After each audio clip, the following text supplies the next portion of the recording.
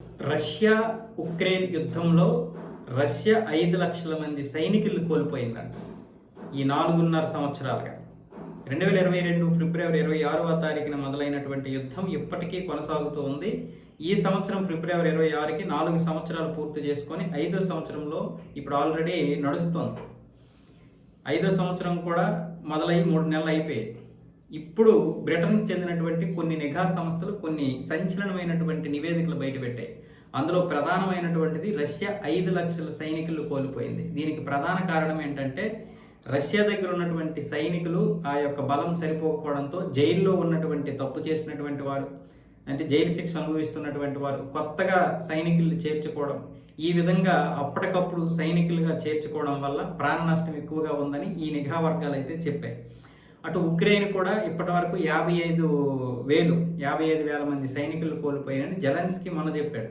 కానీ అది కూడా కరెక్ట్ కాదు, దీనికంటే ఎక్కువగానే కోల్పోయినట్లుగా ఇప్పుడు ఈ నిఘా వర్గాలు చెప్తున్నాయి. కానీ ఇరు వర్గాలు కూడా నిజమైనటువంటి వాస్తవ లెక్కలు మాత్రం చెప్పడం లేదని ఈ నిఘా వర్గాలు అయితే చెబుతున్నాయి. అయితే రష్యాకి ఇంత పెద్ద ప్రాణ నష్టం జరగడానికి కారణం అదే.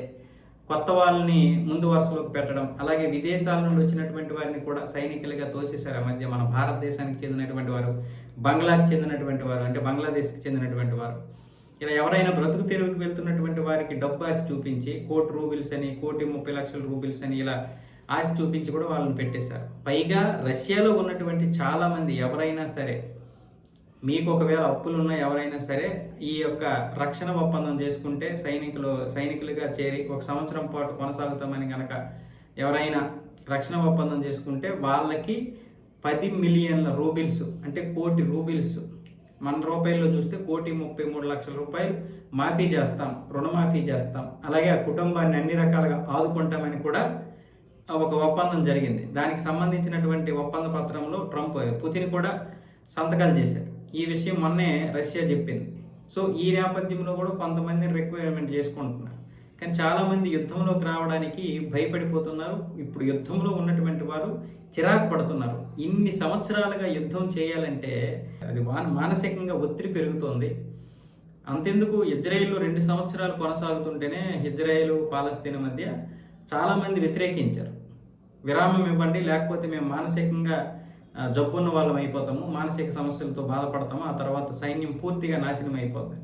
అలాగే ఇప్పుడు రష్యా ఇన్ని సంవత్సరాలుగా కొనసాగితే వాళ్ళ మానసిక పరిస్థితి ఎలా ఉంటుంది?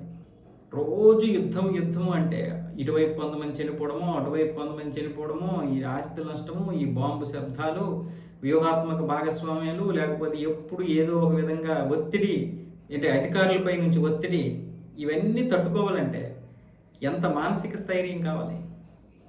యుక్రెయిన్ రష్యా యుద్ధం పక్కన పెట్టేయండి, ఆ దేశాల గురించి మన యొక్క దౌత్య సంబంధాలు కాదు ఇక్కడ మాట్లాడాల్సింది. మానసిక పరిస్థితి, ఒక మనిషి యొక్క జీవనం ఎలా ఉంటుందంటే, ఇప్పుడు రష్యా అయినా సరే, అమెరికా అయినా సరే, చైనా అయినా సరే, ఇంకే దేశం అయినా సరే, భారత్ అయినా సరే, యుద్ధాల వల్ల నష్టమే తప్ప లాభం ఉండదు. కానీ ఇంకా ముఖ్యంగా సైనికుల మానసిక పరిస్థితి దారుణంగా తయారవుతుంది. అయితే ఇక్కడ గొప్ప దేశం ఏంటంటే చైనా. యుద్ధానికి చాలా దూరం ఉంటుంది. ఇదిగో యుద్ధం చేస్తాను, అదిగో యుద్ధం చేస్తానని చుట్టుపక్కల దేశాలని ఓదరగొట్టేస్తుంది. కానీ అది యుద్ధం చేయదు. దానికి తెలుసు యుద్ధం వల్ల ఇరు దేశాలకి నష్టమే.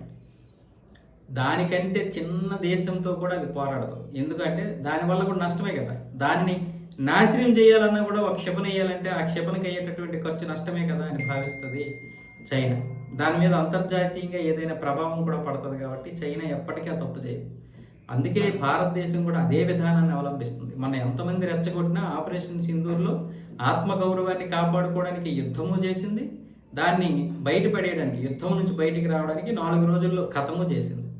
అందుకే యుద్ధం ఇప్పటికీ మంచిది కాదు.